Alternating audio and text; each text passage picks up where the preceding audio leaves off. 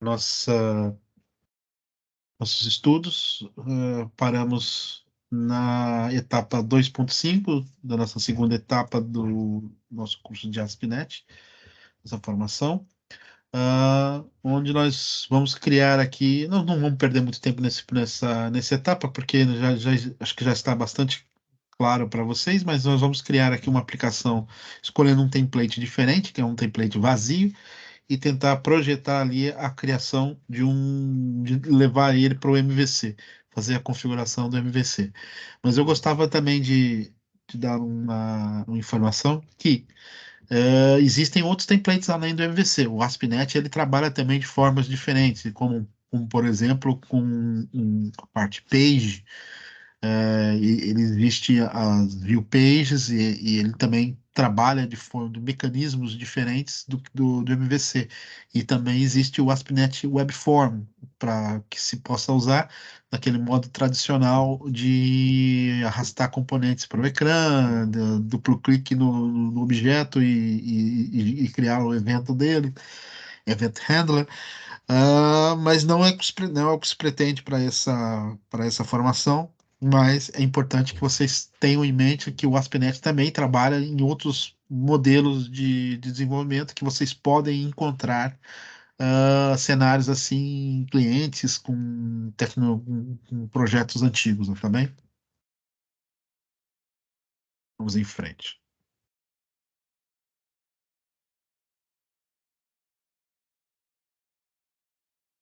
Então, o que se pretende aqui? Vamos criar então um projeto aqui. Deixa eu abrir o Visual Studio.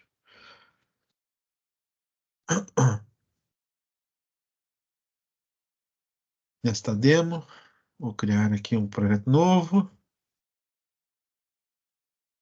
Você pretende aqui selecionar ali podemos até fazer uma sequência de fazer uma forma diferente de se criar um projeto, que é até um formato adequado de se quando se vai trabalhar estruturar um novo projeto. Antes de iniciar com o projeto, é criar uma solução para ela. E ele, quando você cria um projeto, ele até cria também uma solução que fica à frente. Mas é interessante que se crie porque você consegue organizar melhor o seu espaço, não é? Então vamos lá. Se vocês digitarem aqui blanks, só de vocês já escreverem a primeira palavra, ele já vai trazer aqui o template aqui. Eu, por acaso, Carlos, desculpa, mas pelo menos para diga. mim não está a aparecer a partilha de ecrã. A mim também. Era mesmo isso que eu estava a Malta, vocês tinham que ter me avisado isso antes. Meu Deus. Eu ainda Vou ter pensei que fosse do meu PC, mas não. Eu fiz o mesmo, eu saí da chamada e voltei a entrar. Pois, que Estavam todos coisa. bem focados. Estão aí me ouvindo, mas não estão vendo, né?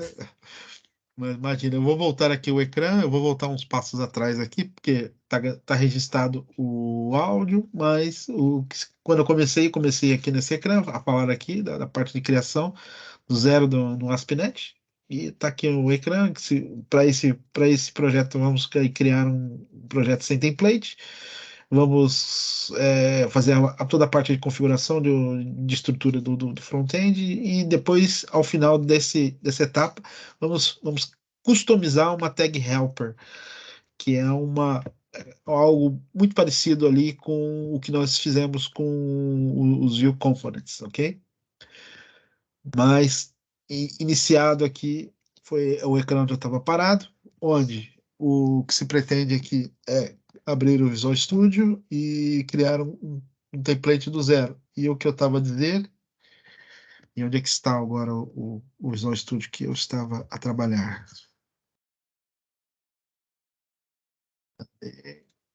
Não sei se eu fechei, acho que por acaso eu fechei, deve ter fechado, eu vou criar então um novo.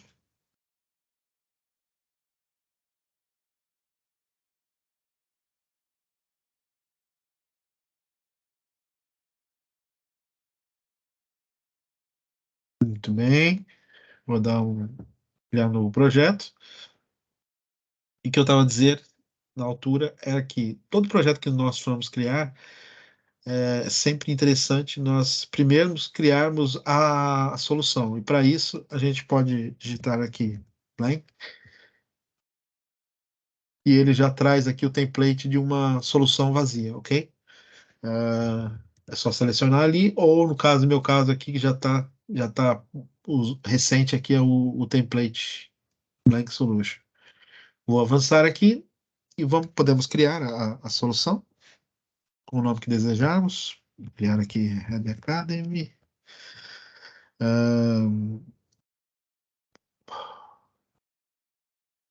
Red Academy, our Scratch. Ok?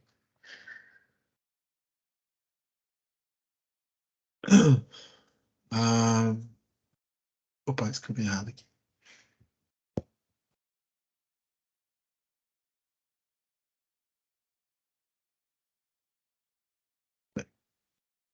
Aqui, acho que eu já não criei com esse nome, acho que vai aceitar.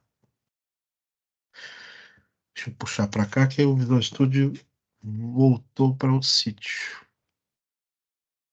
Ok, tá aqui. Reparem, não tem nada. Ele só criou aqui a solução. Não necessariamente precisa ser desse jeito. Poderia ser só Scratch, poderia ser só Red Academy, não há problema. E normalmente se cria um nome só para solution, não aquela estrutura organizada que se coloca parecido com o namespace, que habitualmente as pessoas usam para criar os projetos. Também não é obrigatório.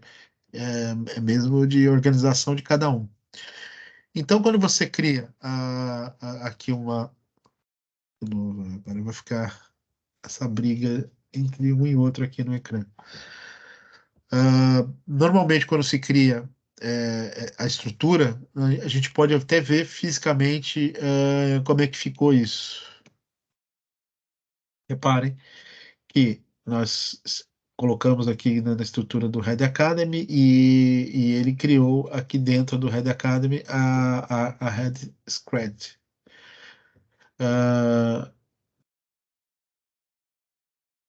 Por acaso, de novo, está errado, mas a gente tem que ficar atento que agora criou o ficheiro da solution aqui, e a partir daqui, normalmente quando se vai trabalhar com um projeto, quando você cria, adiciona os projetos aí para você trabalhar, ele cria muitas situações lógicas, e por padrão, o que se trabalha hoje até para a organização dos repositórios, nos repositórios na nuvem, se recomenda criar a estrutura física. Então, nós podemos até criar aqui a SRC, que é onde nós vamos colocar toda a nossa fonte, nosso código. Pode-se criar, por exemplo, uma pasta de documentação, pode-se criar uma série de coisas que vocês achem interessante separar do código, do próprio código. A Malta até que prefere até criar um ambiente de teste separado às vezes vai fazer código por exemplo, teste unitário, e às vezes são projetos também que fica dentro do source, mas tem gente que gosta de separar. Então, isso eu deixo aberto para vocês, né? O importante aqui é que nós fiquemos, ao criarmos a estrutura física, nós ficamos atentos, porque ao adicionar aqui um projeto, vamos ver aqui, nós vamos escolher aqui um projeto ASP.NET, já está até aqui, ó, o nome do... Mas vamos por aqui, vamos pela pesquisa. ASP.NET. Já estava ali. Core. Tá aqui o projeto vazio. Habitualmente nós já utilizamos outro tipo de template. Esse aqui é um template que já vem com as estruturas das bibliotecas já montada, mas a trabalhar com o Razor Pages, que eu comentei há pouco com vocês aqui, é uma das formas de trabalhar. Uma outra forma é através do padrão do Web API. Outra forma é com MVC e provavelmente temos outros casos também. Mas no caso, vamos escolher o Empty. Vamos avançar.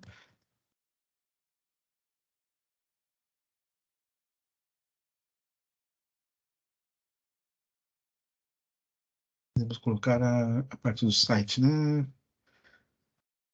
Ah,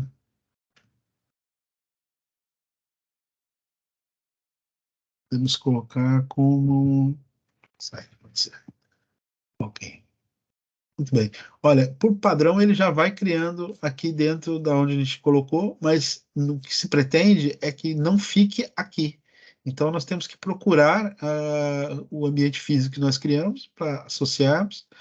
E se a gente fosse trabalhar com camadas, trabalhar com outros projetos paralelos, teria que, a nível de organização física ali, onde o ideal é que o ficheiro do solution fique para o lado de fora e os projetos fiquem para o lado dentro da pasta SRC, ok?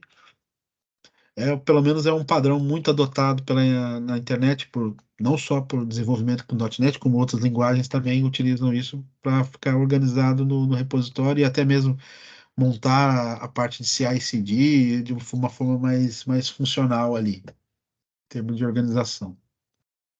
Então vamos lá, vamos criar nesse padrão aí.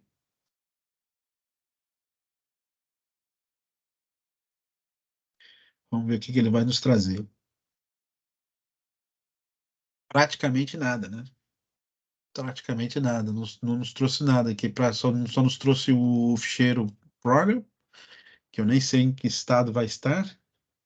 Ixi, só está criando a build e executando, sem pipeline nenhuma, reparem, zero, vazio, complicado. E ele criou o ficheiro global aqui do App Settings e esse daqui. Pá, é isso. É isso. E temos aqui provavelmente o Launch Settings também, que ele trouxe aqui. O que ele nos deu aqui? Ele nos deu execução pelo IIS e praticamente isso daqui praticamente é o self-host, provável. Muito bem. Vamos fechar isso. Fechar, fechar, fechar. Ok, quais seriam os próximos passos que nós deveríamos fazer aqui para nos organizarmos para um MVC? O que vocês fariam? Na primeira fase, se calhar criar, ou seja, as pastas para os models, as views e os controllers. Também a criação dos pipelines. Sim, senhora. É isso. Vamos criar o quê? Controller.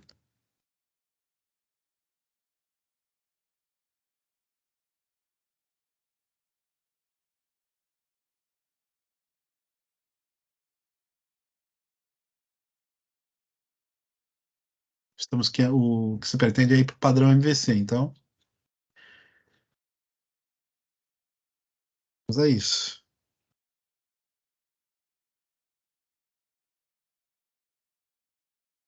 Ok. E, primeira coisa, nós temos também que criar a padrão, né? Aqui nós temos um template aqui já de controller, então nós podemos usar. Poderíamos criar uma classe, depois fazer a herança do controller, mas se usarmos aqui o scaffold, ele já cria para nós. Aqui, ó, ele já escolheu aqui um template MVC vazio e já cria para nós já uma classe controller com já herdado de controller. Muito bem.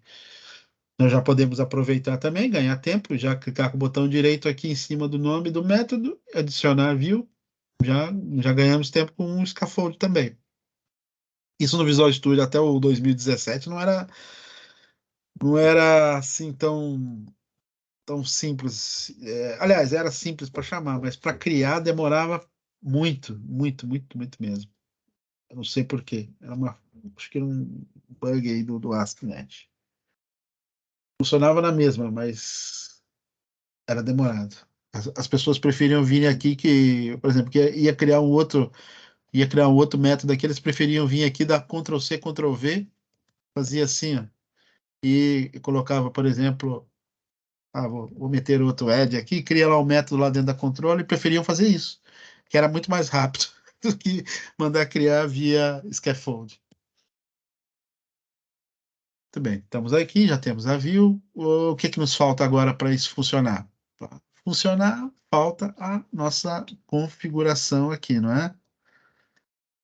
Já criamos isso, ajustar os ficheiros, que seria o quê? A gente colocar aqui, nós já temos aqui o build, mas nós precisamos, já colocamos aqui, esse daqui está com argumento, já criamos o app, mas depois do app, nós precisamos de outras cenas aqui. Precisamos, no mínimo, adicionar a feature do controller e das views, né? Que é para funcionar o MVC. Então seria o quê? Seria um builder.service.add MVC? Não, eu quero controller with views. Add.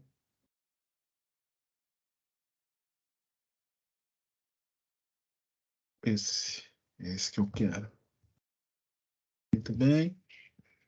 Já é alguma coisa. Depois eu posso gerar esse aqui. E o que mais nós precisamos ter? Precisamos ter aqui na pipeline, nós precisamos de um app. Precisamos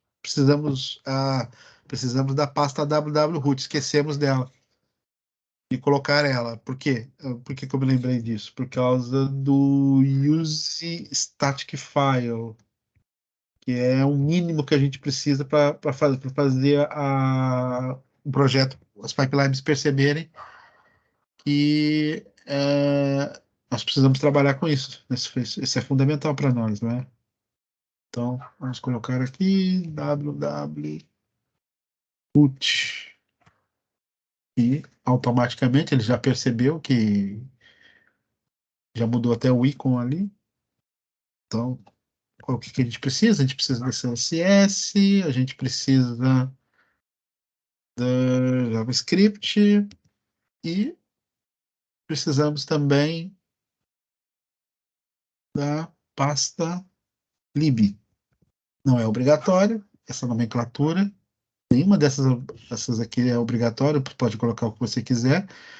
Mas, por exemplo, nós precisamos instalar o Bootstrap aqui. Como é que a gente faz? Botão direito, Add. Vamos aqui ao Client Side Library. E aqui nós vamos buscar no provedor do CDN. Podemos meter aqui Bootstrap. Reparem, tem todas as bibliotecas do mundo aqui disponíveis aqui para vocês meterem aqui, ó. Até mesmo para suporte para VUI, para uma série de coisas.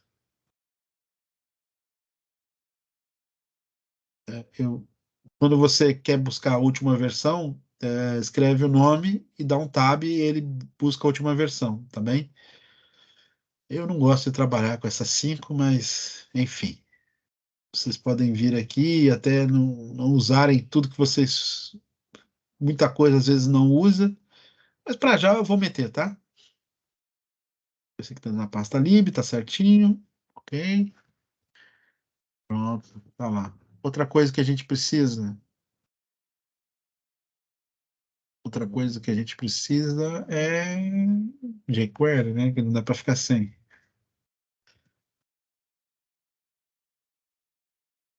Não está na pasta lib, preciso botar aqui. Lib. Aí sim. Pronto. Não me lembro mais do que precisa, mas eu acho que já temos aí bastante coisa ali, certo? Muito bem. Voltando aqui para. Voltei aqui só para. Nós vamos usar Program. O que mais que a gente precisa aqui?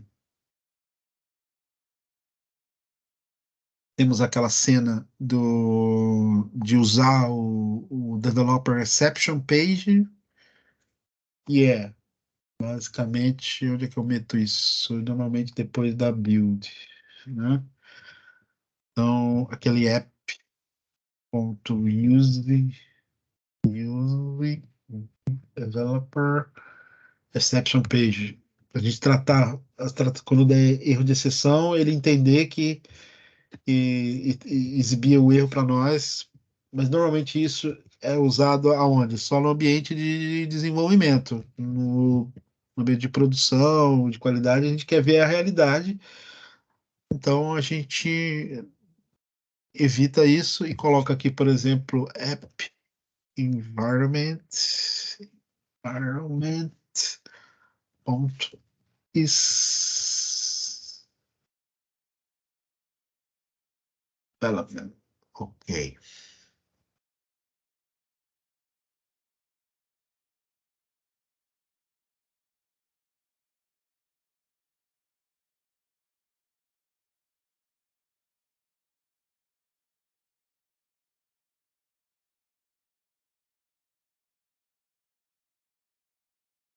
Ou seja, não precisa disso, né? Não precisa de chaveta.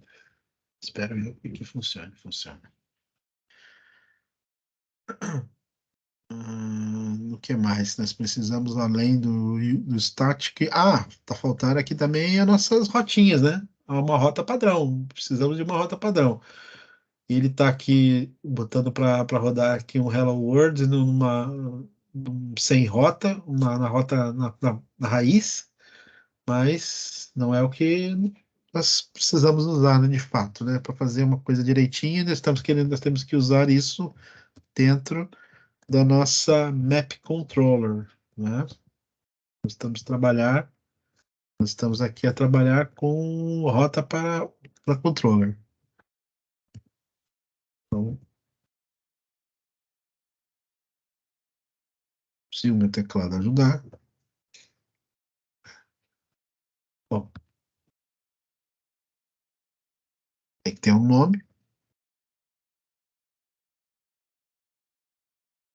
tem que arrumar meu teclado aqui, peraí.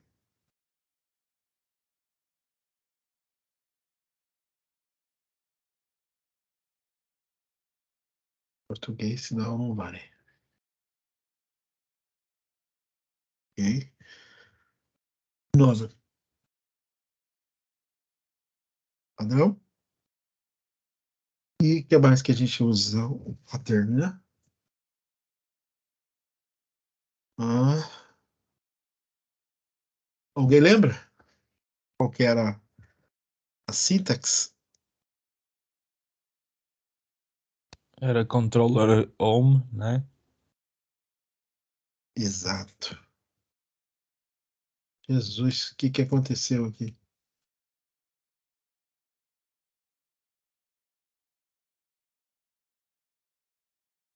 Vamos passar. Por que não está a escrever?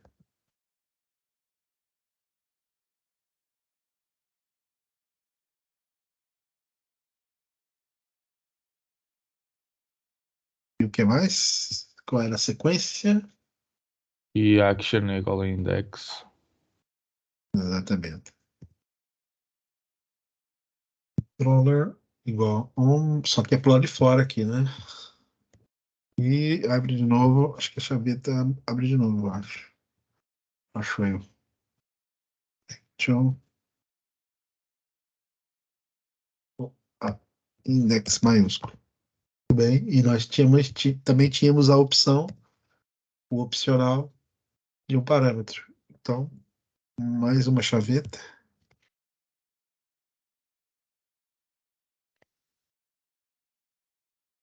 Que era um ID, só não me lembro se era maiúsculo ou não. Não.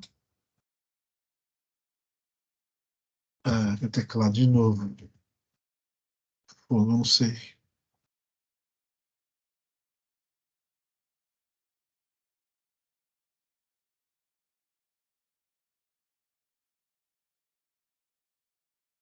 Acho que é isso, né? E pode puxar para cá, ponto e vírgula. Acho que é isso. E o app run é o que precisa. Estamos usando já a rota já. Então, acho que não precisa desse. Ele está recomendando isso. Não sei se Isso já é suficiente, não sei. Qualquer coisa a gente volta aqui. Vamos testar. Se ele já está funcionando.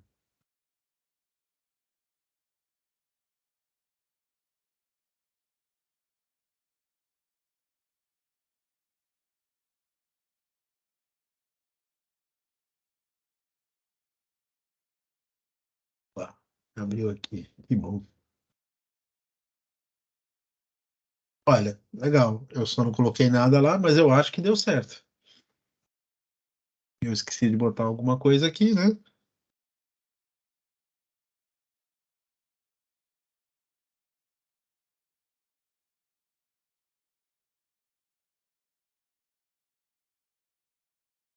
Obviamente que não pode esquecer também de criar a estrutura, aquelas estruturas fundamentais aqui na Vue, né? Nós criamos a OM, ele está vindo aqui para a OM, mas não por exemplo, não está a executar a estrutura básica do layout. Aí seria mesmo aquela parte mesmo de vir aqui e fazer olhar para o sítio certo, criar os HTMLs conforme deve ser, né? Criar aqui a pasta shared, né? E isso sim é obrigatório. Aqui não precisa, acho que aqui a gente já consegue já colocar aqui, ó. Já consegue meter aqui layout, ela não vai ser chamada imediato, porque a layout é aquela que tem o HTML, né, fundamental, e tem a head, né, dentro da head tem a title.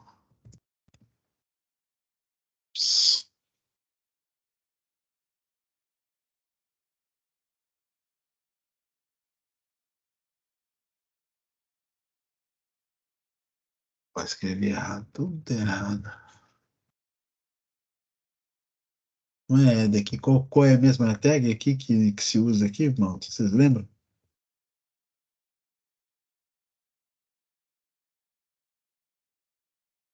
É header. Header. Não é de apenas? Há os dois, há o head para meteres a parte Não, da, existe da eu, codificação do UTF-S, ou lá o que é, e depois e os links, e depois tens o header. sim, sim, sim. Ah, É ok. é que assim, ó, existe essa aqui, ó, a add, é isso que eu confundi, e existe aqui dentro, existe dentro do body, aí sim, existe a header. Obrigado. E é o cabeçalho aqui. É a estrutura fundamental e básica, e não é obrigatório usar. Mas para perceberem, e nesse sítio aqui a gente mete os links, né? Agora eu abri um projeto aqui do lado aqui, vai facilitar a minha vida, que é pegar a colocar as configurações básicas, fundamentais.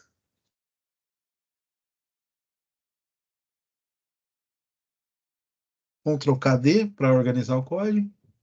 O título, aqui está dizendo só o padrão de caractere que está usando o site, aqui também uma configuração, já está aqui. Vou tirar isso fora. Isso não. Isso. Isso. E aqui estamos apontando aqui para a biblioteca.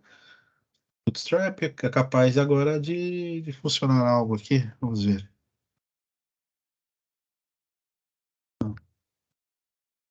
Meu Deus.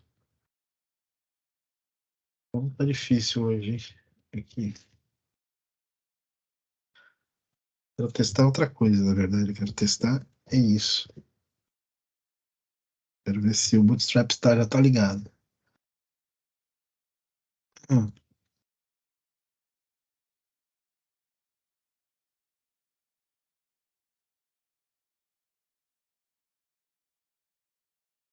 já está.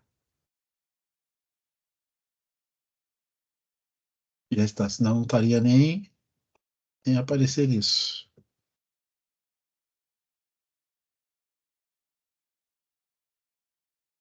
Ops, já tinha fechado.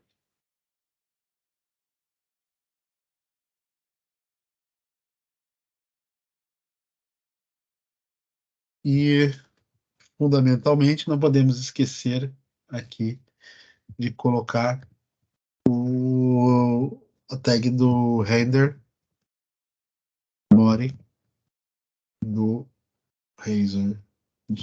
Acho que leva uma coisinha aqui. Isso. And there. Ok. O que significa que ele vai executar esse gara aqui dentro. Ele tem essa capacidade. Vamos ver? Bom, então eu não vou avançar mais do que isso aqui nessa demonstração aqui. Faltou fundamental. Ó, não apareceu o botãozinho. Por quê? Eu criei aqui o ficheiro do layout, mas eu não criei a configuração do View Imports, né? Então, o que é necessário aqui? Necessário a gente criar a configuração externa. Eu vou pegar esse cara aqui para ganharmos tempo. E o View Import fica para o lado de fora do Shared. Então, a gente tem que colocar aqui. Né? E vamos ajustar o nome para ele perceber. View Start.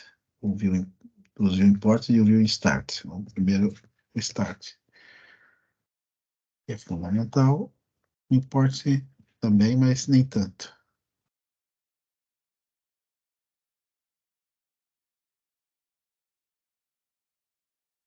Tudo construído na mão. Tudo isso o template já faz. Parece que o template não faz nada, né, pra gente, né? Mas tem uma série de coisas que ele já faz e que temos que levar em consideração. Não é isso. Nossa estrutura está como Red Academy.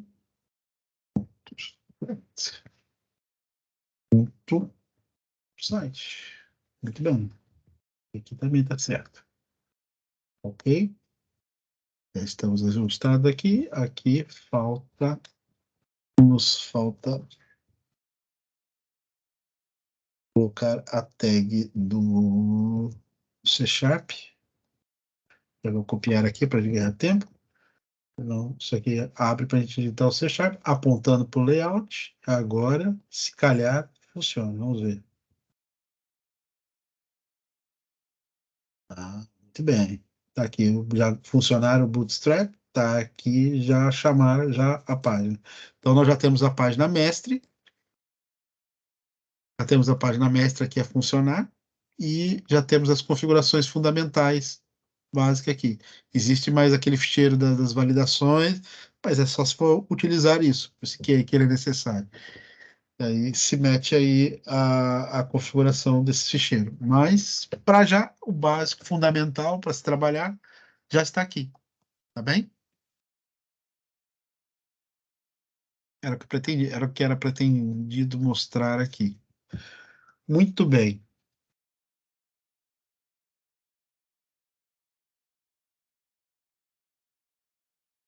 Ok. Configurar o Web App Frontend Structure. Seria essa parte aqui, parte do que a gente já fez, que era criar view start, criar a pasta shared, meter o layout, meter aquela estrutura básica dentro, HTML, body, HTML, depois adicionar a view start. Era o que você pretendia fazer aqui de necessário para o funcionamento. Vamos ver o que mais, se eu deixei de fazer alguma coisa. Acho que não. Acho que não. Não podemos esquecer de colocar umas coisas também aqui que é necessária. Isso, colocar os scripts do JavaScript ficou faltar. Onde é que está?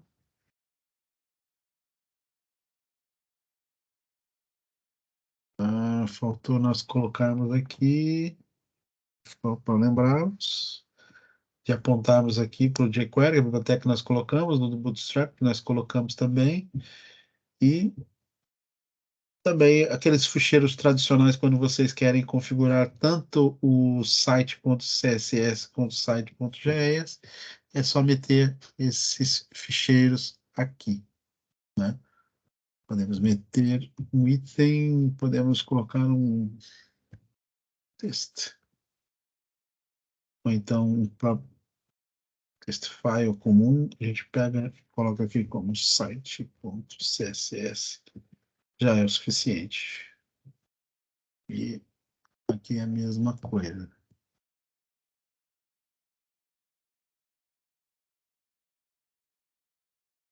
E a gente renomeia JS, sem o CS no final. Pronto. Agora não há quebra mais de referência. Temos essa referência e essa. E as demais já estão. Precisando de mais, é só acrescentar. Fundamentalmente, o que se pretende para esse slide aqui, para esse funcionamento, isso aqui a gente teria que ajustar o HTML, botar lá uma coisa no footer, a fazer as configurações do Bootstrap no código para que ficasse com essa formatação fundamental que no template já vem. A gente não dá nada por isso, mas você vê que tudo tem um custo, né, de trabalho.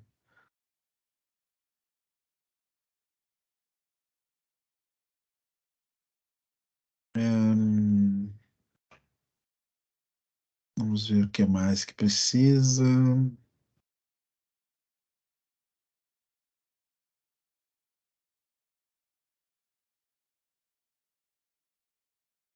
Bom, aliás, peço até desculpa dessa parte, da parte de configuração, era isso. Agora, um exercício interessante de uma coisa nova, que é a parte de customização do Tag Helper. É interessante porque trabalhar com ele, porque quando você customiza uma Tag Helper, você no Partial View, a gente viu que a gente pega um pedaço de código, coloca num ficheiro e chama esse ficheiro. Ok. Nos componentes, a gente vai lá também, cria uma classe e faz a herança de uma biblioteca de componente e ele passa a ter que respeitar um método ali para ser executado, ser processado, e a partir dali ele renderiza para o HTML também, que você também cria em outro ficheiro. O Tag Helper também não é muito diferente disso. Nós vamos ter que fazer um procedimento aqui para a gente conseguir, mas olhando ali para o código, vamos ali para o código ali.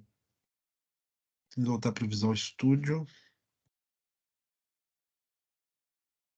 Ok. O que você pretende bom, aqui no footer nós temos que colocar aqui alguma coisa aqui, 2013,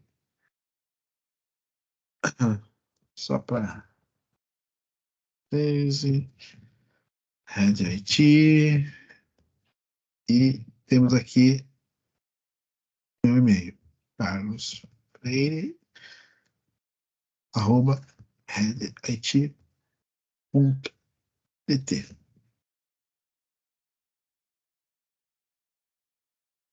Ai,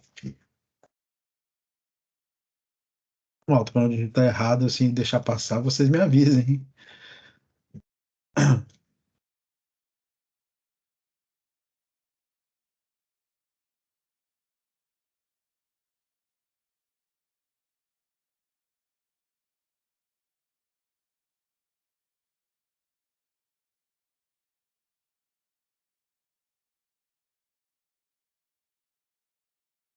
Muito bem. Isso aqui é texto puro, né? Mas a gente poderia transformar isso aqui em alguma coisa mais inteligente. Por exemplo, criar uma tag por e-mail e dentro da tag e-mail vou colocar ali Marcelo. E aquilo já, além de criar aqui o vosso nome aqui, ele já atribui a, por exemplo, que é da empresa, o domínio da empresa, e transforma isso aqui num link para facilitar. Isso a parte de tag helper ela é justamente para isso, não só criar o tag, mas também criar recursos, criar funcionalidade. Vamos nos apegar a esse exemplo mais simples, né? E também vamos pensar que esse componente poderia ser inteligente ao ponto de, além de a gente só criar aqui, por exemplo, uma tag simples aqui, botar aqui Carlos.Freire, e aí essa tag fecharia, sim. Digamos que essa tag também, vamos dizer que eu gostasse que ela tivesse também um atributo, por exemplo, um, domínio, domain, por exemplo, a gente colocar criar uma coisa assim, um recurso aqui que, digamos que, não, mas eu quero que também, eu quero que não só, nem tudo é da Red IT, então, digamos que eu queira, faça aparecer ali um gmail.com, então, isso aparecesse ricardo.freire@gmail.com, certo? Digamos que vamos querer fazer algo desse tipo. Como a gente conseguiria fazer isso com a ASP.NET, com essa recursividade? Vamos entender isso, tá bem? Deixa eu fechar aqui. O que se pretendia era colocar algo desse gênero, eu vou colocar aqui, só para a gente ter uma referência. Obviamente que isso aqui também, se executar, isso aqui vai virar texto puro e não vai funcionar. Lembre-se que toda vez que a gente está trabalhando com um componente que está funcionando aqui dentro do Visual Studio, ele fica em verde aqui. Repara, está em azul, significa que ele não está percebendo. A não ser quando é uma tag específica do próprio HTML, certo? Então, como é que a gente faria isso? No primeiro momento, vamos criar, então, uma pasta aqui para nível de organização. Vamos criar aqui uma pasta, que nem como a gente fez assim para o componente também. É um tipo, tag helper é um tipo de componente, então podemos colocar aqui como uma extension.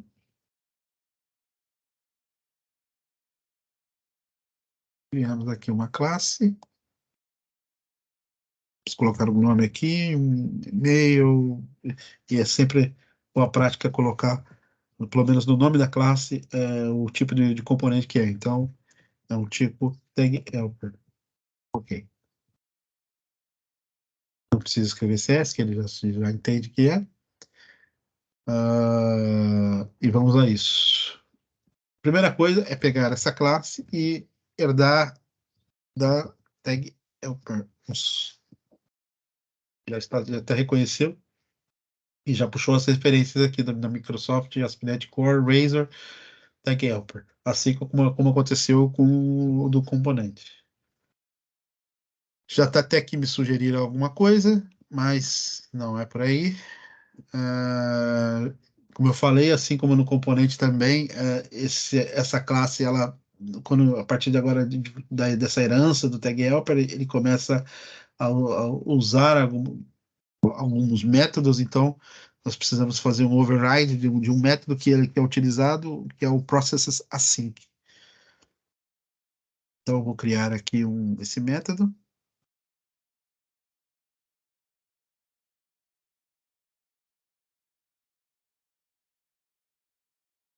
Vou criar lá do tipo async. Se é async, precisa de uma task.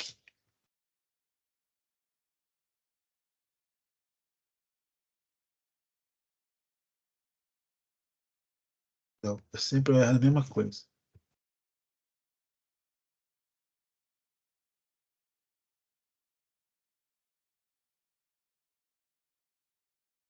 Aí, acho que já é suficiente. Já está me orientando aqui. Boa. Peguei helper. E também vou precisar também de um parâmetro de saída, não só de entrada, como de saída. Então,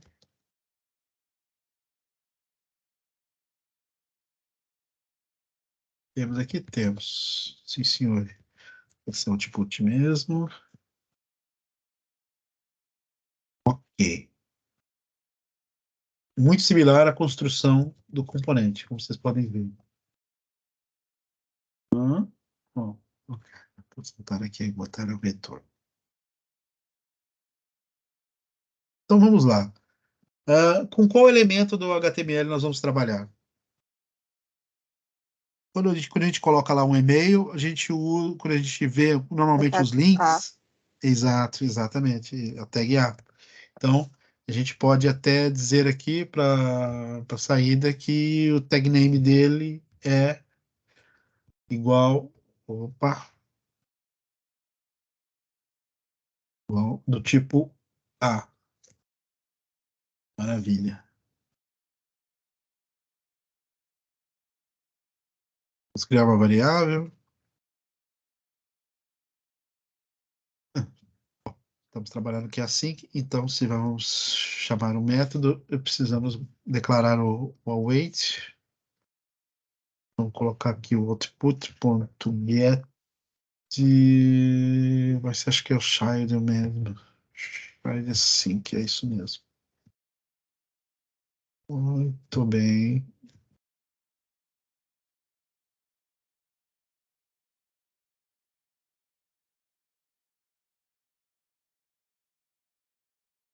Não precisa agora do await. Não precisa.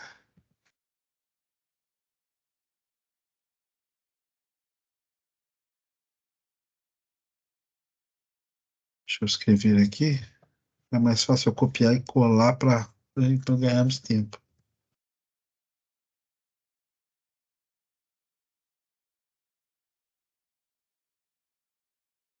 Bom, temos aquela cena do arroba, né? Para separar aqui. Nós pegamos o conteúdo que nós colocamos lá no tag target e, por padrão, o que nós pretendemos aqui? É para a empresa, então colocamos aqui head.it, .pt. É o que se pretende por defeito.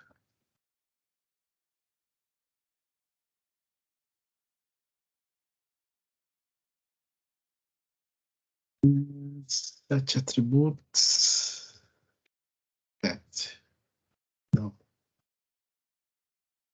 Isso. Para a tag href no H,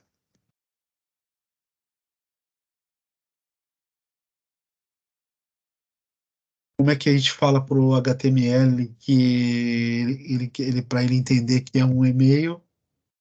Quando a gente escrevia isso no passado, eu acho que talvez, se calhar, vocês não estão tão acostumados, porque isso aqui era uma coisa que a gente fazia muito quando eu desenvolvia em HTML puro, que era que pegue o que está na target. Muito bem, é isso. Meta aqui. Para fechar, tem que submeter a saída. Submeter a saída do conteúdo.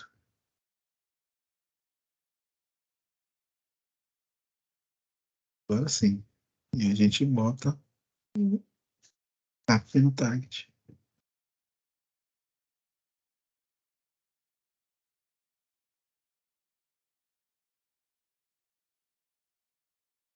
Muito bem, muito bem.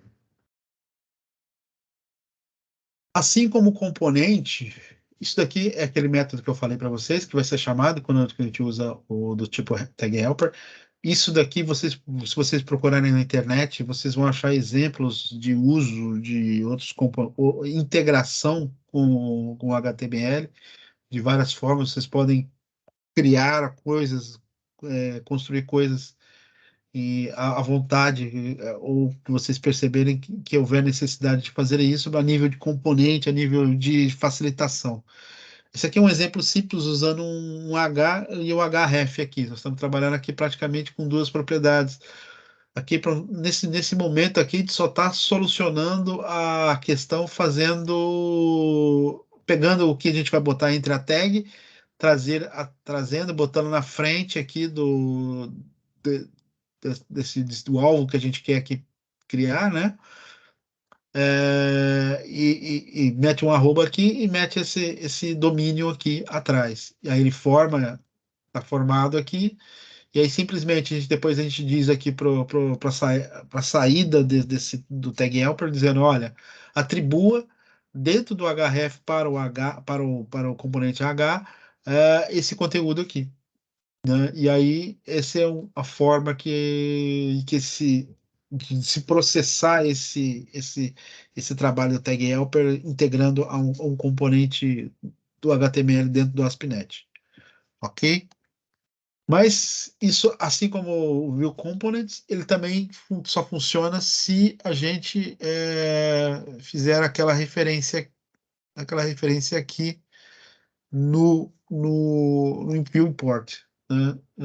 Que é meter aqui. Agora sim faz sentido ser um add tag helper. Alguém perguntou, não sei se alguém perguntou, se fosse eu comentei até por que que o view component, para adicionar um view component, tinha que adicionar como tag helper, porque o view component faz parte da estrutura do tag helper e a gente está adicionando da mesma forma aqui. Então o procedimento é o mesmo. Que a gente tem que colocar aqui, se calhar, é exatamente. Nós temos que colocar o nome do nosso projeto, que é esse aqui mesmo, né? Salvo erro. É isso. É. Aí ele passa a enxergar.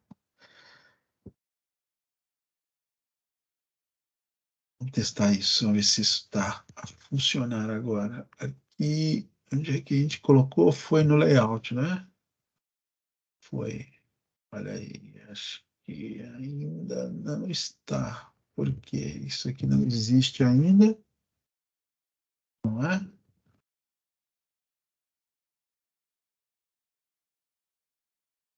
É,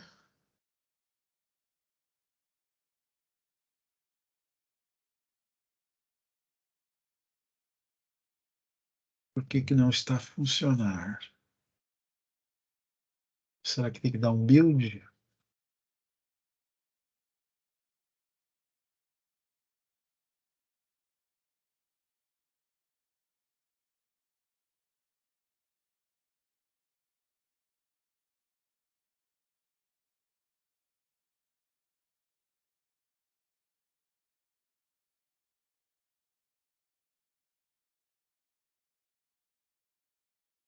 Vamos ver se ele vai injetar texto puro.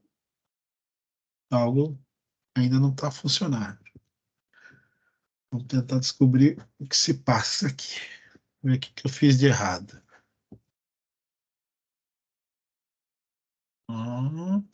Import. Eu fiz alguma coisa errada aqui. Adicionei tag helper. Hum,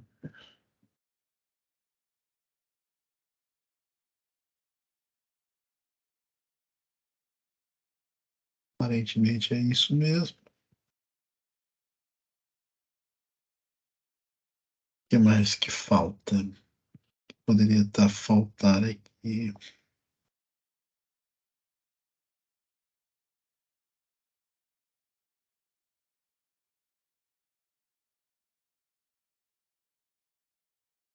Alguma biblioteca.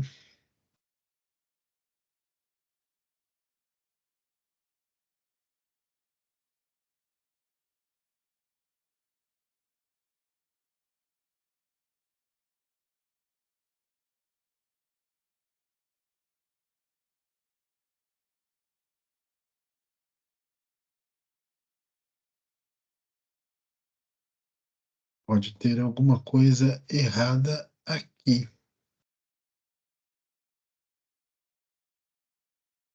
Eu acho que é porque ele não está. O método, acho que não sei se está estendido ou não.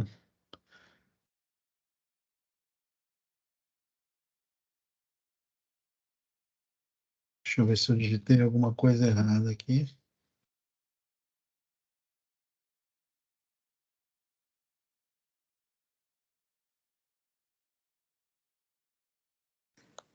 Na tag e-mail do outro lado, nós não temos que referenciar qualquer coisa, senão como é que ele vai saber?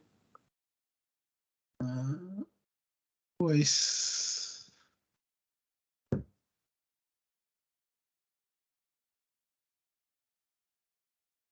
Pois.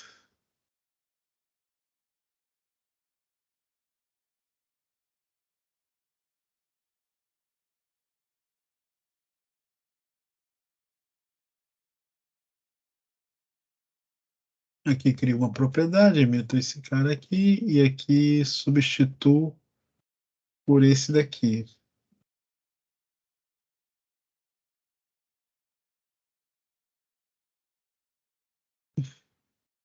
Processing ali. Deixa eu ver se eu fiz alguma coisa errada aqui.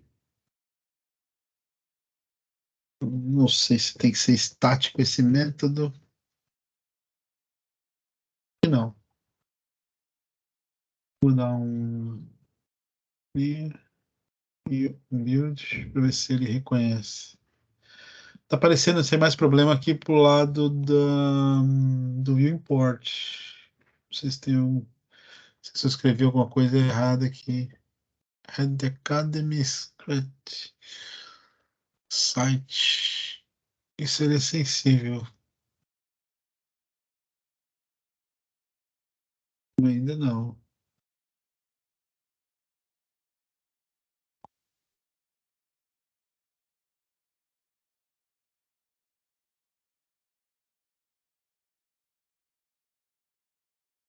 que será que está a faltar?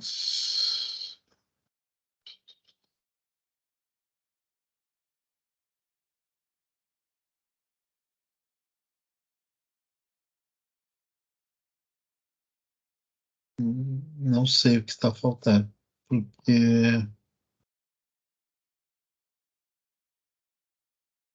não sei o que está diferente. Pode ser até alguma tag necessária aqui de, como é que se diz?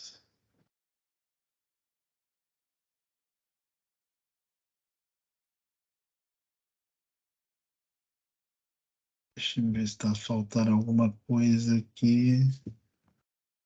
Os ficheiros estáticos estão. Vou tentar executar.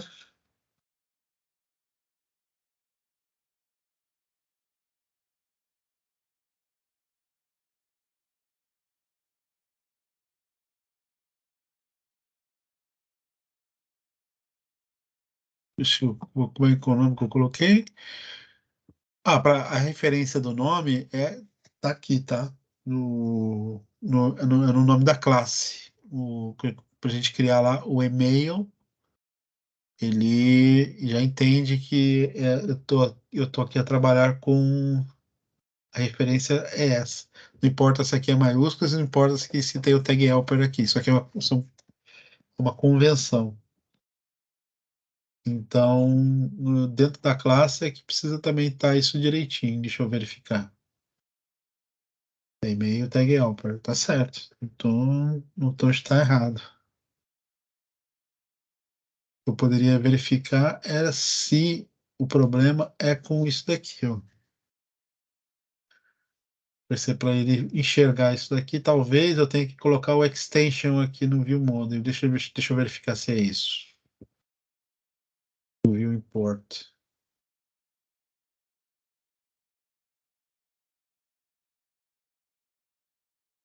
Às vezes isso faz diferença. Ainda não. Vamos ver se coloquei alguma coisa errada.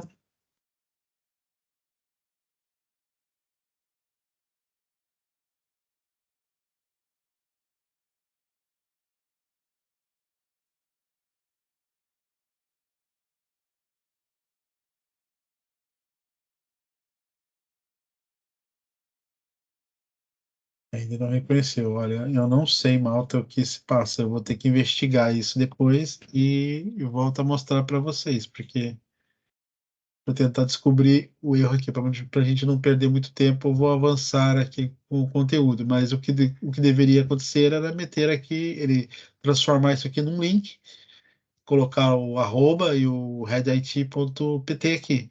Era o que deveria. Se calhar, às vezes está faltando aqui Carlos, configurar peço alguma coisa. desculpa. Aí na Sim? linha 19, eu estou a ver aqui um exemplo.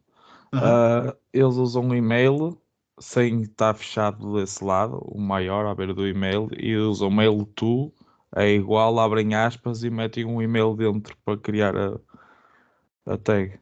Sim, sim. E é isso que nós estamos a fazer aqui, ó. O que nós queríamos era que isso fizesse esse trabalho. Meio to aqui, ó, tá vendo?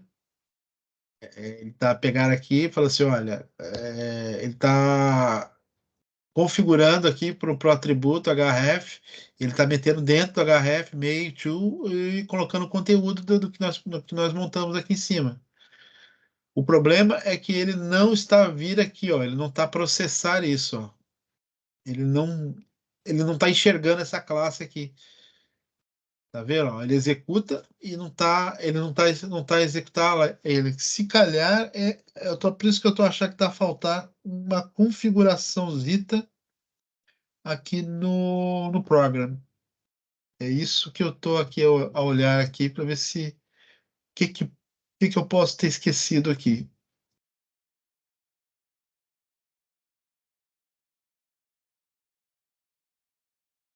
Mas a princípio não é nada.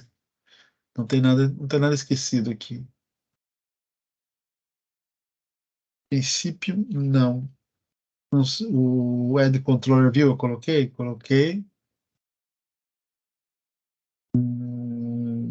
Que mais? Depois vem o build, depois vem o ambiente, depois use static file, depois temos a rota e devemos ter o run. Deveria estar funcionando bem. Eu tenho um projeto aqui do lado que eu fiz quando eu montei isso, e por acaso tá aqui, ó. Tá vendo? Tá montado. Posso até compartilhar convosco aqui também. Eu trago ele para cá para se comparar. Olha, a configuração tem mais coisa aí, porque aqui tem mais de um exercício, mas é a mesma coisa.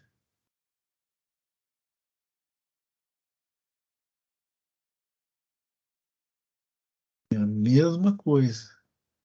Se a gente olhar aqui para o tag helper, a gente vai perceber que tá igual.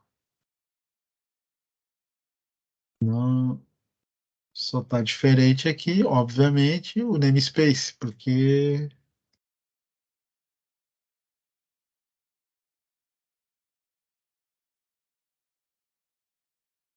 e-mail tag helper, é isso.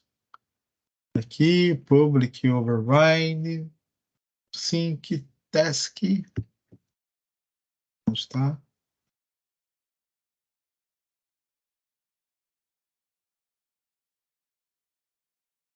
Task, domínio, não, aqui está passando target. Se eu por acaso eu tinha esquecido alguma linha, mas eu acho que não. Por acaso, está, tá, tá aí. Não sei. Sinceramente, eu tenho que olhar com calma para ver se tem alguma diferença mesmo.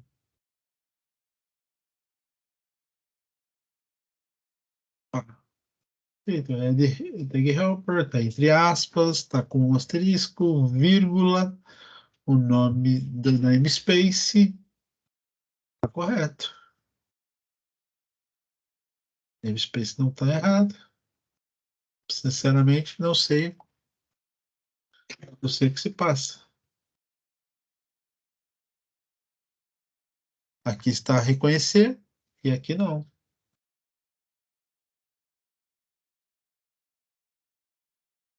Não sei se está faltando alguma outra referência. Eu sei se é obrigatório isso daqui. Vamos ver.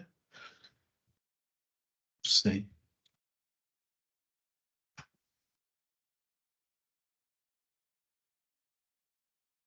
Acredito que não Até seja é por estranho, aí. porque ou seja, no projeto que você já tinha criado, ele já reconhece a tag e-mail e no outro lado não. Sim, é isso. É isso. Olha aqui, ele já reconhece, ó. Ele tá. Exato, exato. Ele olha para o namespace ali, ele já vê certinho. Aqui ele não enxerga nada. Não existe para ele.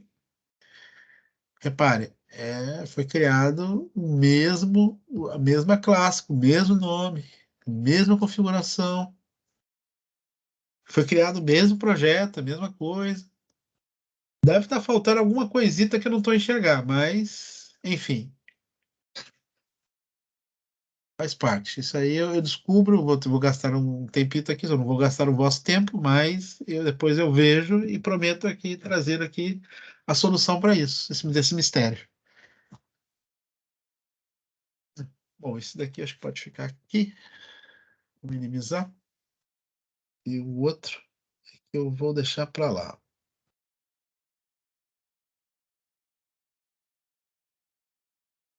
Levar para lá.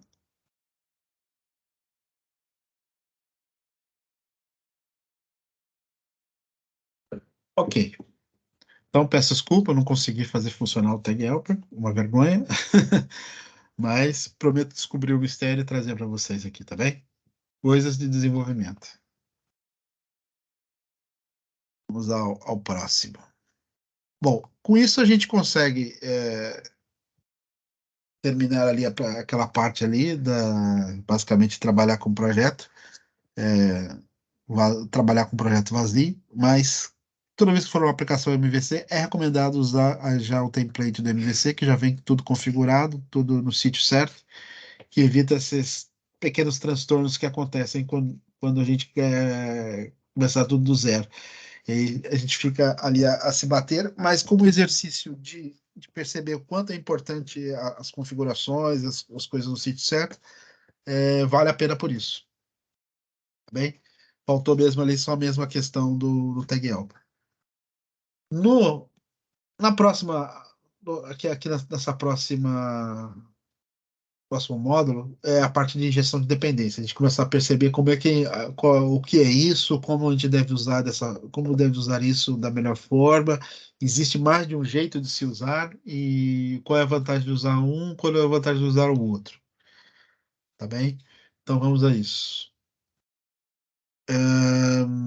A injeção de dependência ela é um padrão, é um design pattern de codificação que até está referenciado lá num dos princípios do Solid, aqui na letra D, se eu não me engano, salvo erro, Dependency Injection,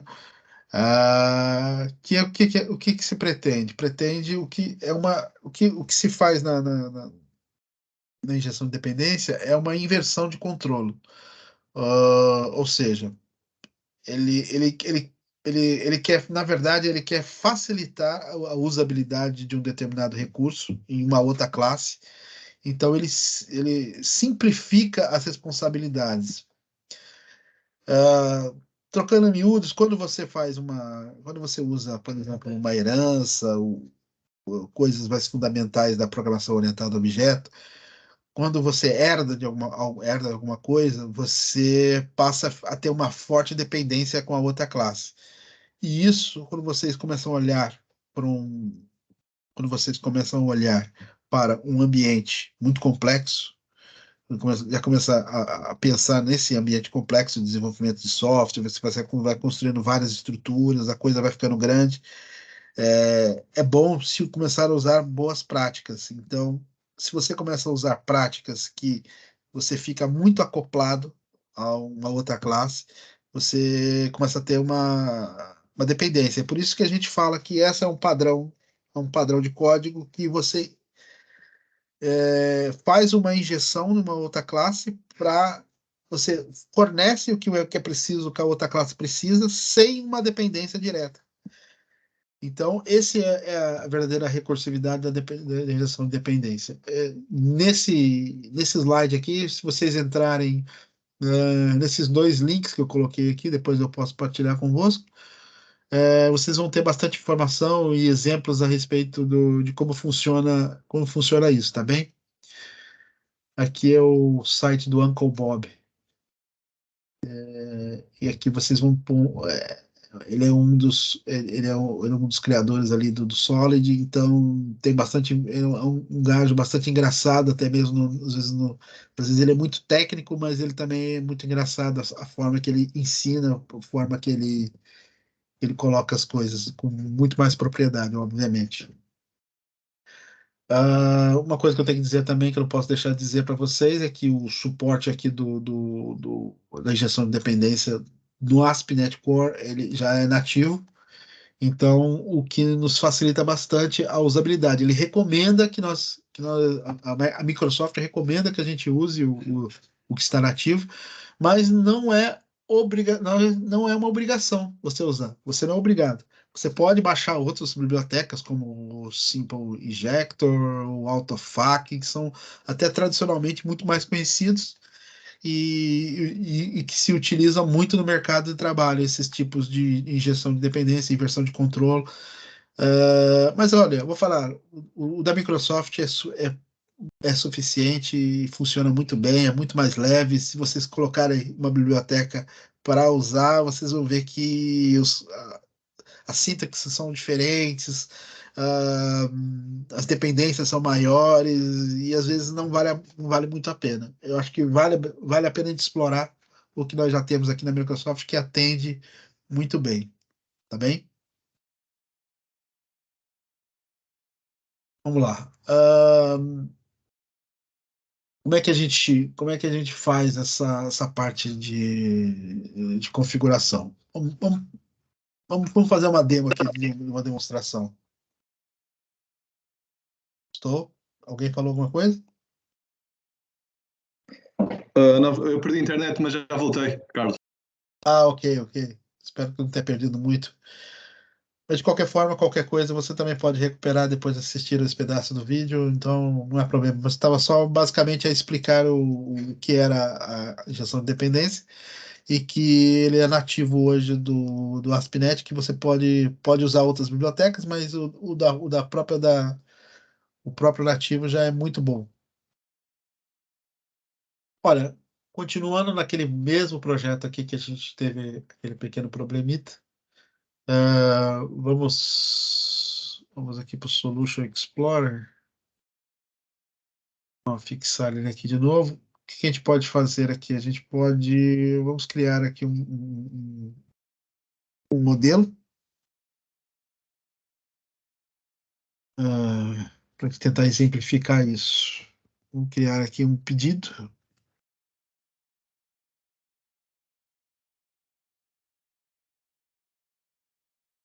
Bom, dentro desse pedido, a gente cria aqui uma propriedade ID, prop, ID. Vou mudar aqui, vou meter um guide, em vez de botar um tipo guide, em vez de usar um inteiro. Vamos criar o construtor, setor, ok? E dentro do construtor, quando nós instanciarmos essa classe, eu quero que seja atribuído um valor automaticamente para esse ID.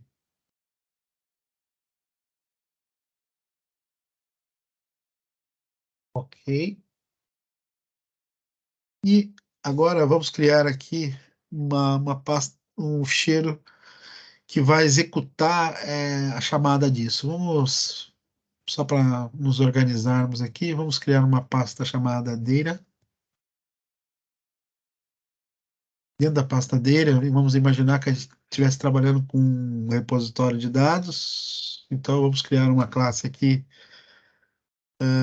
chamada order repository. Bem, dentro dessa classe repository, vamos criar aqui, já vamos começar a exercitar o conceito de contrato, de interface. Vamos criar aqui um public interface. Aí, order repository.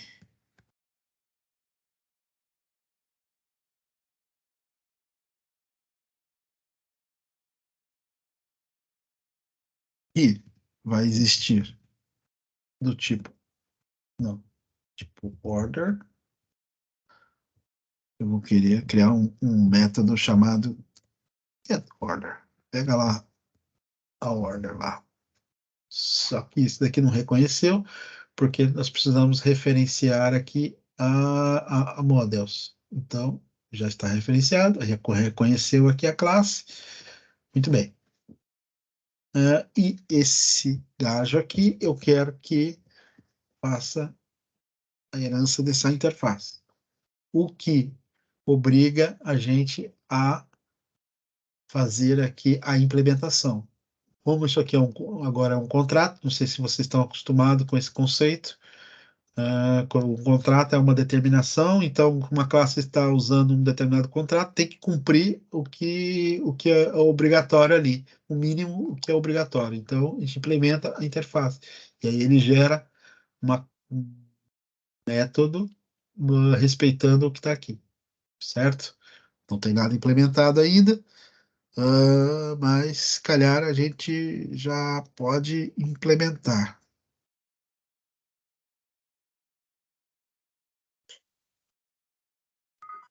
Já já a gente implementa. Vamos agora na classe. Um detalhezito importante é que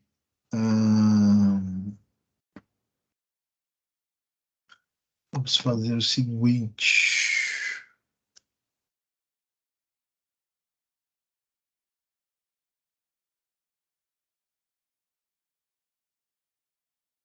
Vamos fazer o seguinte, precisamos chamar, né, precisamos chamar isso. Vamos chamar, então, vamos instanciar essa classe. É isso que faltava. Muito bem. Ok. Feito isso, o que está nos faltar aqui?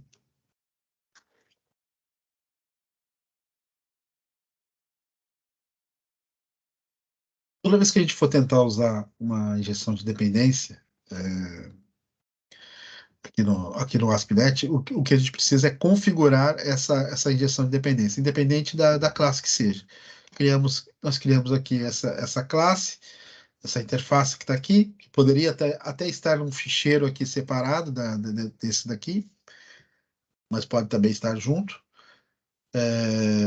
Nós temos que dizer para o aspirante, olha, eu quero trabalhar com injeção de dependência nessa classe, então eu tenho que dizer aqui, eu tenho que referenciar isso, tanto a interface quanto a classe no programa. Como é que a gente faz isso?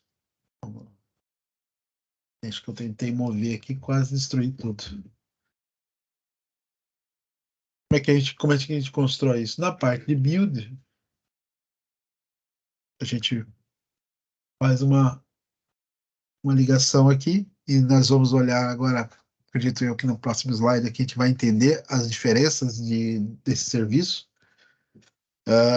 Mas assim, praticamente nós temos três tipos de referência que a gente pode fazer com a injeção de dependência. Nós vamos olhar ali. Por acaso, agora nós vamos usar a transiente. E quando a gente faz isso, se a gente olhar aqui, a gente vai perceber que a gente faz a referência order do que a gente criou lá. Order repositor, certo? Muito bem. Ele já reconheceu aqui. Mas como nós estamos trabalhando com uma interface e uma classe herdada, a gente também é obrigado a colocar aqui a classe. Order repository. Perfeito. Feito isso, temos aqui a configuração. O ASP.NET está a entender que nós vamos trabalhar com injeção de dependência aqui.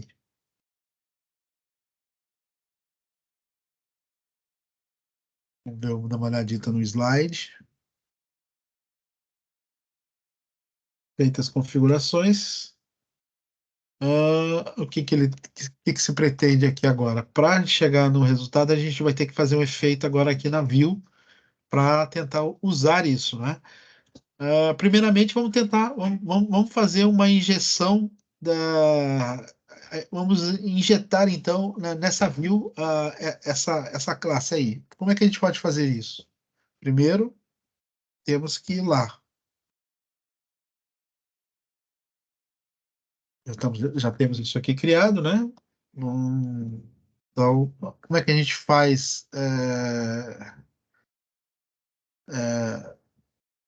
Como é que a gente pode fazer isso? Primeiro, antes de vir aqui para View, a gente tem que fazer a injeção no lugar onde que a gente aplica a injeção de dependência, que é na controller, sempre na controller. Para já, nós não fizemos aqui ainda a injeção de dependência, né? Então, como é que a gente vai fazer isso? Eu vou primeiro mostrar do modo mais tradicional, que não é o modo recomendado, que é a gente fazer uma simples instanciar a classe aqui, né? Quando a gente vai fazer a gente vai trabalhar aqui com o repositório, então a gente cria aqui uma variável repository e simplesmente faz a instância daquela classe que nós criamos lá, que já está configurada para trabalhar com injeção de dependência, que é a order repository. Muito bem. Aqui nós estamos aqui fazendo um simples instanciamento. Fizemos aqui a instância do repositório, falta agora a gente fazer aqui a chamada do objeto em si, que é pedido que nós queremos, né? Então, criamos uma variável para pedido e chamamos o repositório, ponto, aquele método que nós criamos. O que esse método vai trazer mesmo? Vai trazer, nós criamos lá dentro, nós criamos uma propriedade chamada ID, e no construtor nós colocamos lá que ele deveria gerar um ID, um ID lá automático, só que não é inteiro, é num formato numérico e alfanumérico grande.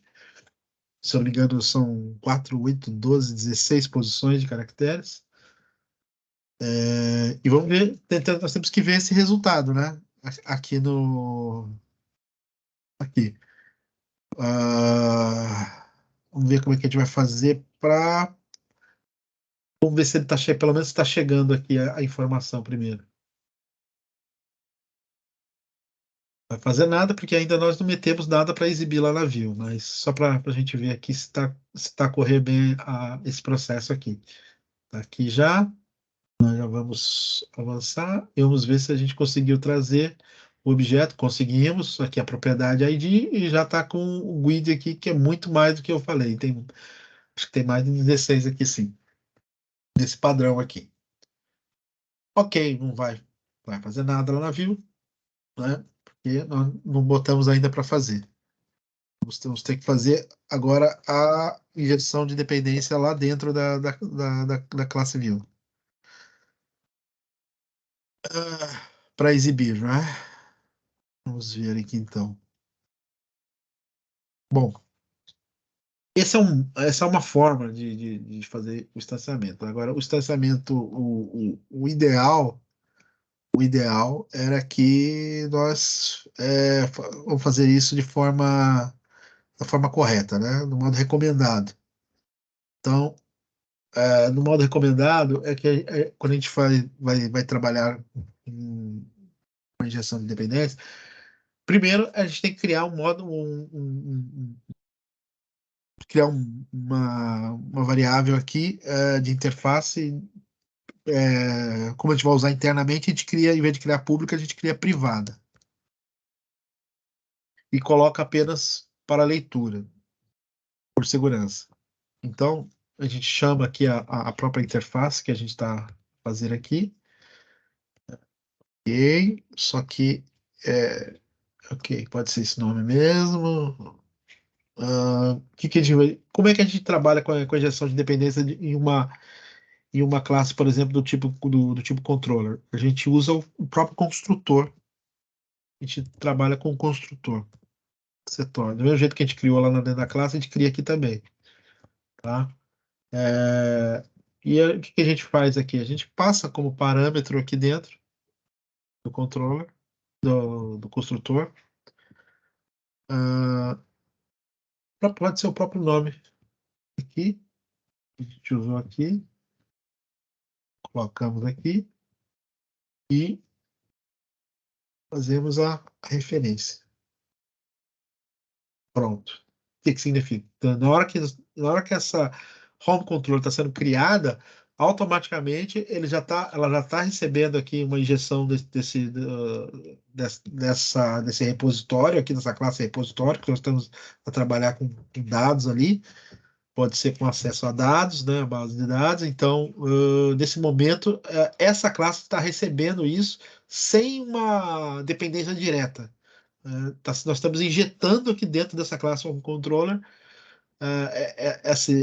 esse acesso a esse recurso que nós temos aqui dentro dessa classe, que é trabalhar com os dados, e já está referenciado. Feito isso, você, em vez de fazer isso aqui que eu fiz, essa coisa que eu fiz aqui para trabalhar no modo tradicional, que aqui vai estar, aqui nós estávamos acoplados diretamente na classe, nós evitamos isso e usamos aqui a chamada assim, conseguimos chamar o método sem estar diretamente ligado a ele. Já podemos até usar esse modo aqui que nós tínhamos feito aqui anteriormente. Conseguiram perceber essa diferença? Essa diferença sutil aqui de quando você está ligado direta e indiretamente, acoplado numa determinada classe? Porque assim, se a gente sofrer uma alteração, se essa classe aqui, order repository, sofrer uma alteração,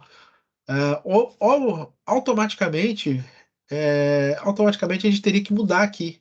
Ou seja, quebraria lá e quebraria aqui. Aqui, nesse caso, não. Nesse caso, se você altera alguma coisa lá dentro, desde que não quebre aquela classe, aqui não afeta. Aqui continua igual. Então, você tem a possibilidade de fazer alterações aqui dentro, fazer manutenção dentro dessa order repository. Pode alterar lá e aqui não vai afetar. Aqui eu tô a chamar simplesmente só chamar esse método. Eu não estou instanciar nada aqui. Então, não quebra. E isso é a a vantagem de se usar a injeção de dependência, é uma solução para esse problema de acoplamento. Bom, agora só nos estar a faltar aqui a gente avançar para injetar isso lá na Vue, né? Para a gente começar a ver. A gente trouxe aqui, a gente vai. Aliás, a gente pode até checar se o resultado é o mesmo, se a gente vai conseguir obter a informação da mesma forma ou não. Vamos ver. Vou dar o F10 aqui, ou F11. Ok. E vamos olhar esse cara aqui. Ah lá, ok. Trouxe aqui a informação. Obviamente trouxe diferente, porque ele gerou um novo. Mas conseguiu trazer a informação do mesmo jeito, da forma instanciando diretamente e usando injeção de dependência. Muito bem. O que nos falta agora é trabalhar esse cara aqui. Vamos deixar ele aqui. Acho que a gente consegue até trabalhar na Vue aqui, corrigindo isso. Vamos lá. Vamos injetar aqui. Primeira coisa, vamos trabalhar com arroba. Vamos fazer uma referência aqui, using. Como é que tá? Red Academy, né? Red Academy, Expert, muito bem. E site, ok. Agora, como é que injeta? Como é que a gente fala para injetar isso no navio? Inject.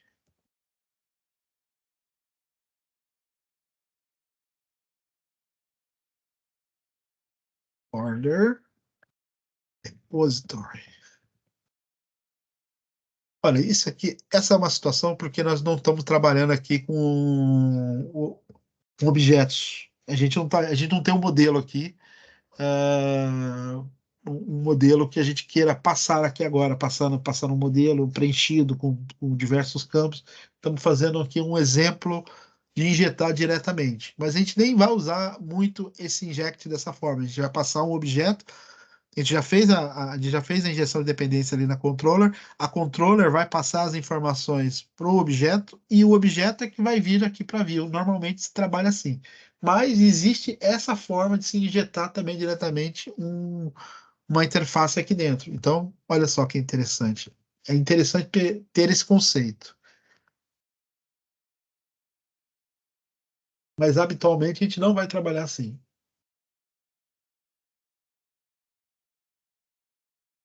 Temos que manter aqui o Hello World, aqui não há problema. Vou meter aqui um espaço e quero que exiba a Order ID. E como é que a gente vai fazer para exibir esse dado? Simplesmente, nós criamos aqui o nome, né? Falta aqui só o quê? Acho que falta o modelo. Ele não está enxergando aqui. Não, não é o modelo. Precisa. Ele precisa da data. Isso, garoto. Bem. E aí sim a gente consegue chamar ele aqui, o objeto repositório, e chamar um método aqui dentro. Não é assim que vamos trabalhar, tá, gente? É só para mostrar que existe esse recurso de injeção direta dentro da view. Vamos trabalhar com objetos e o objeto já vai estar injetado lá na controller. Né? Então, vamos ver se a gente consegue trazer aqui. Ó, precisamos exibir alguma coisa aqui. Precisamos exibir o ID, certo? É o que é o que se pretende aqui trazer aqui. Então, vamos lá. Vamos ver se ele já até fez isso. Tab, cadê?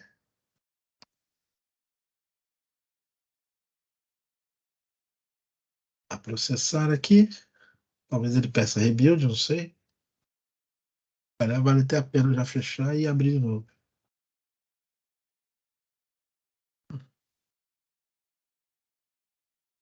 Era? Vai. Muito bem, está aqui. O que nós fizemos? Nós fizemos, na verdade, aqui que nós fizemos? Fizemos duas injeções de dependência. Fizemos uma na controller e uma na view. Esse exercício aqui é mais para perceber isso. Nós conseguimos injetar direto na view? Conseguimos, através do @inject.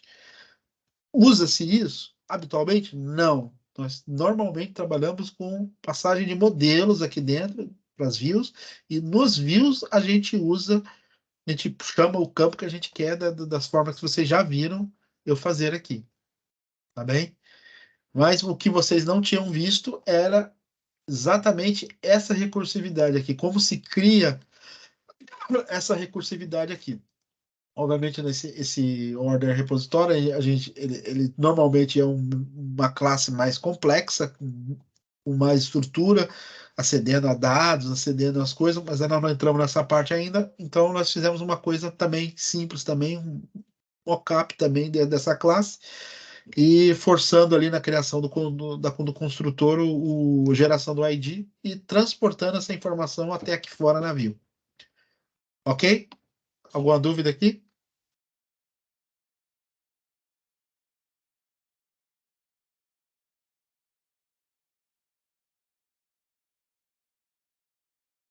Diogo tá com cara que tá com dúvida, hein, Diogo? Tá, não. Eu vou ter de rever esta parte à tarde. Mas. Ô, Diogo, me diz uma coisa. E você acha que só existe essa forma de a gente fazer injeção de dependência? Ou você acha que pode existir outras formas?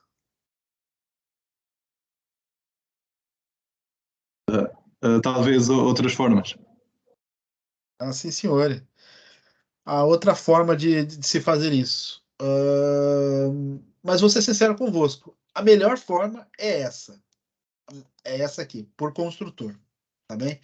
Mas existe, sim, uma outra forma de se fazer injeção de dependência, que, para alguns casos específicos, às vezes, é necessário. Então, eu vou fazer uma terceira forma aqui, para vocês verem que é possível passar informação também sem ser pelo construtor, não é?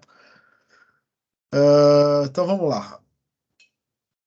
Como é que a gente pode fazer isso? A gente pode fazer isso por parâmetro, mas por parâmetro, o que seria que nós teremos que fazer aqui? Nesse método aqui, a gente injetar por aqui.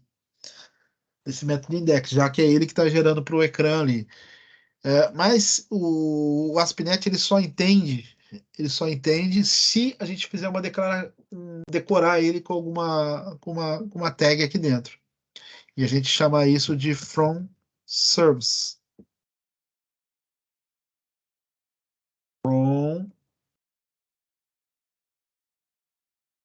service. Ok.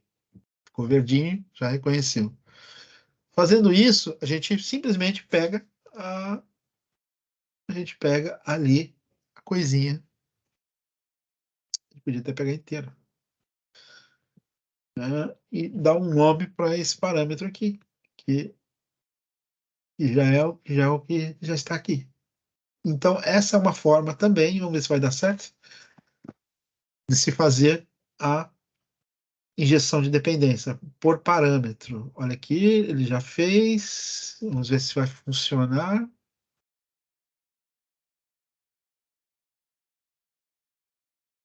Está aqui a informação. Eu, obviamente, acredito que vai passar para lá.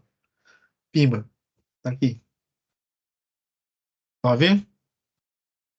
Isso está muito rudimentar, gente, mas é mesmo para vocês perceberem os conceitos, né? Então, o que nós... Recapitulando aqui, nós temos essa situação primária, que é fazer... É o mais comum, toda vez que a gente está aprendendo programação, a gente está lá no exercício de herança, de usar instanciar um objeto, aquela coisa mais rudimentar. Mas quando estamos a instanciar alguma coisa, estamos a aprender alguma coisa, temos que ter ciência disso.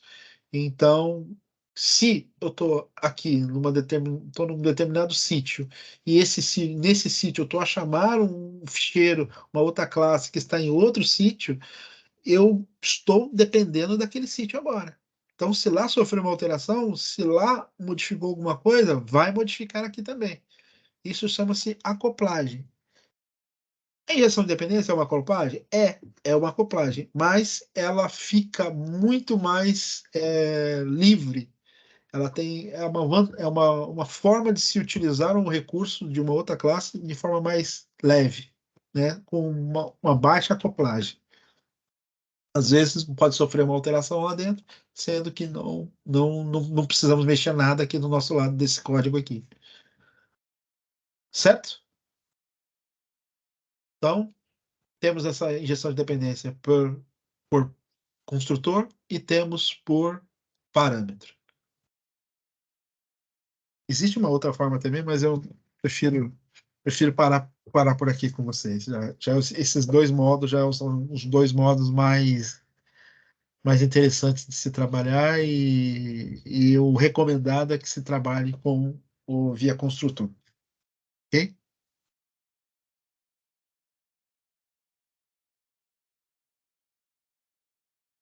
Olha, agora a gente entra numa outra etapa aqui de percepção e tem a ver diretamente com o que eu tinha falado anteriormente aqui na configuração das pipelines aqui.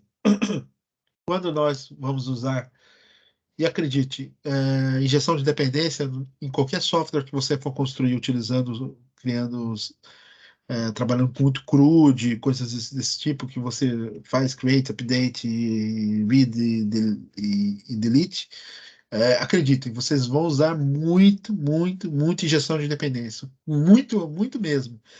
Normalmente isso aqui fica muito grande, porque você tem que fazer referência de várias coisas.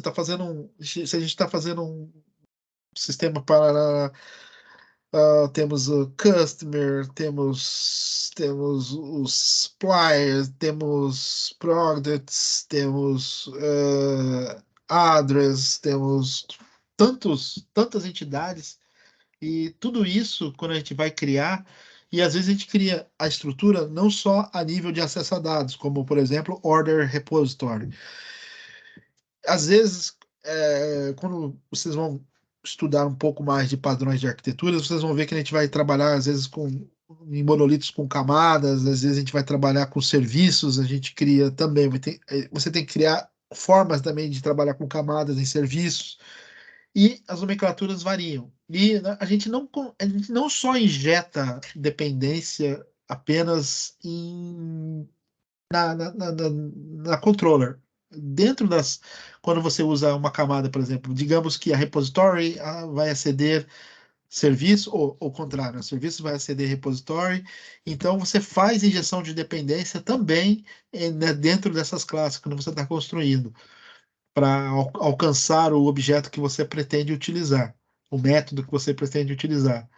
E imagina, você está criando para leitura, para inclusão, alteração, deleção, são vários métodos todas essas classes vão precisar ter injeção de dependência. Então, muito provável que isso aqui cresça e cresça muito aqui nas configurações, porque você vai meter muita coisa aqui de injeção de dependência aqui e precisa ser apontado, né, na estrutura.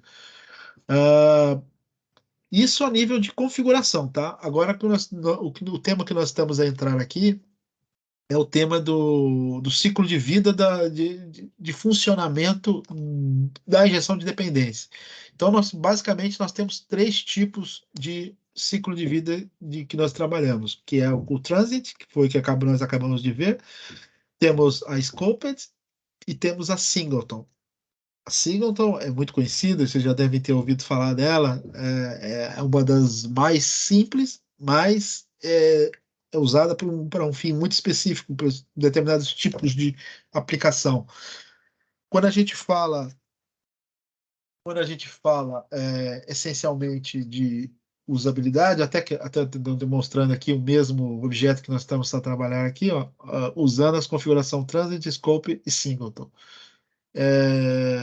Existe uma diferença de como como o tempo de vida disso daqui ele se mantém dentro do sistema. Normalmente, na plataforma web, quando a gente está usando o protocolo HTTP, a gente faz um request e a gente tem um response. Mas em tudo, na verdade, tem um início e um fim. Mas no caso da web, do protocolo HTTP, é recomendado se utilizar o Scoped. Por quê? Porque a forma que ele reusa o objeto durante o instanciamento, através do request, ele consegue se manter o tempo suficiente ou o tempo necessário para transportar essa informação de uma ponta à outra. Mas e a outra? A outra também não faz isso? A transiente também não faz isso? A single também não faz? Faz. Só que quando a gente configura transit ou utiliza singleton, ele mantém muito, por exemplo, no caso do singleton, você cria ele apenas uma vez e ele se mantém o tempo todo durante o processo todo do ciclo de vida de usabilidade. Então, são para casos muito específicos. No caso do desenvolvimento web que nós estamos tendo, são casos muito específicos. Isso tem custo de memória, tem um custo de memória quando você usa um, quando você usa o outro, e tem o outro custo mais perigoso ainda, que é o custo de expor as informações de contexto que você tá levando. Ou seja, se você usar singleton para um ciclo, quando você usa, por exemplo, para web, dependendo do que você instanciou ali, você está expondo informações confidenciais, informações, por exemplo, de um pedido de um cliente, e se você não botar isso num determinado ciclo de vida correto, ou seja, houve essa requisição e houve essa resposta para essa requisição. Ponto. Destrói o objeto. Elimina ele. Imagina deixar isso aberto o tempo todo, que é o caso do singleton, exposto para um hacker que vai aceder ao sistema e ter acesso e conseguir ter, de alguma forma, acesso ao objeto em memória e ter acesso às informações e a partir de um estacionamento, por exemplo, de um pedido, ele pode muito bem usar lá o link e pegar o objeto, ponto, find, e começar a procurar por nomes, e procurar por e-mails, procurar por, por dados, ou seja, está com o objeto na memória, o objeto está com toda a informação. Então, se você não destrói esse objeto, primeiro que fica alto o custo de memória, e segundo que você fica exposto. Ah, então é ruim usar singleton? Para o cenário web, sim, mas para outros tipos de plataformas, às vezes não é, é até obrigatório usar singleton, que só vai funcionar usando singleton. Mas existem circunstâncias também muito especiais e na plataforma web que é necessário também se utilizar de determinada injeção de dependência utilizando singleton. É um casos muito específicos que poucas vezes você vai se esbarrar, mas pode acontecer. Por exemplo, usar algum tipo de componente do serviço de terceiro, às vezes é obrigatório, às vezes você vai estudar sobre o tema, e aí fala lá, olha, você vai ter que usar a injeção de dependência, vai ter que usar o ciclo de vida, vai ter que usar singleton. Aí você você já sabe o que está se passando, você vai ter que configurar dessa forma para funcionar, e sabe muito bem o que de repente é um motivo, um determinado componente precisa que que o objeto fique o tempo todo da usabilidade, que ele fique instanciado, que ele fique ali exposto ali na memória para se usar. De repente é um requisito. Então tem que ser singleton. Não pode ser scoped. Scoped você não vai conseguir. Não vai dar certo, não vai funcionar. E é isso, é uma questão mesmo de situações, quando vocês forem se deparar para a construção, se vocês usarem ali a Transit também funciona no ambiente web, mas dependendo da forma que você vai usar, também ele não vai servir, para outras sim. Né? Então, o que normalmente é recomendado para os sistemas de ASP.NET e também Web API é que se use a gestão de dependência do tipo Scoped. Vocês conseguem ver muito mais detalhes do que eu estou a falar aqui nesses links aqui. Eu peço que vocês entrem e também deem uma boa estudada, uma boa vista de olho nisso e levem a sério a injeção de dependência, porque é uma prática muito usada em qualquer sistemas do passado e do presente e do futuro. É fundamental dominar bem essa técnica aqui, tá bem?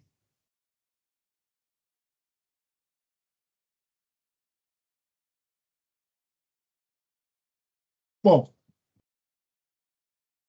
para hoje, o que se pretendia mesmo era os itens 2.6, 2.5, 2.6, né? Que era criar todo o projeto lá e ver aquela situação e entender aqui a injeção de dependência. Eu acho que para amanhã a gente consegue avançar aqui para o Entity Framework, que ele é um RM, e a gente vai começar a ter vai começar a aprender a ter acesso a dados e vamos ter contato com um padrão de criação de estrutura de base de dados que esse ORM aqui ele trabalha integrado, como tantos outros RMs também trabalham, e são as migrations.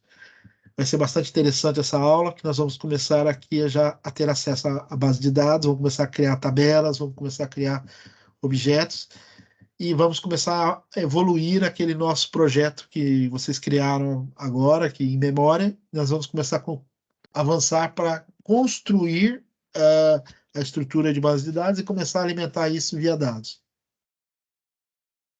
Mas isso nós vamos fazer depois que nós estudarmos também o item 2.8, que é a parte de identity, que é a parte de segurança, que também é banco de dados.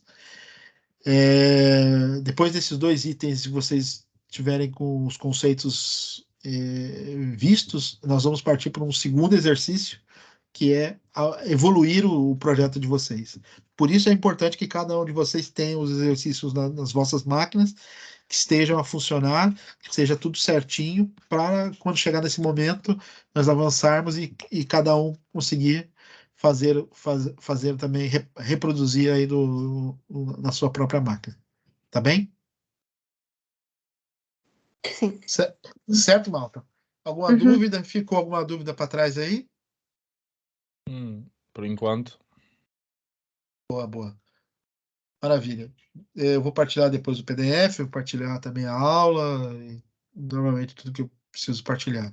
Se falem aí à tarde para corrigir os pequenos ajustes que precisam ser feitos aí nos projetos que precisam ser feitos e concluir os que ainda faltam concluir, mas estão em bom porto, todos os três todas as três equipes estão de parabéns, fizeram um bom trabalho.